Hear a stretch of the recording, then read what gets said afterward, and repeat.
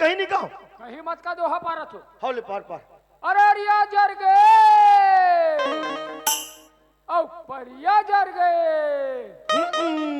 फिर साले तो कहां गोट जाऊंगा अरे दोहा पारा तू गा दोहा। अरे हाउ का ले पार पार पार पार पार और जर गए चना के खेत रे सब जर के बुत्ता के राख हो गए रे वही देना सब ला जर के करता तब मोला दोहा पारन देबे। अरे हाउ का ले पार पार पार पार और मेछा खवैया के होरा जर गए भैया रे।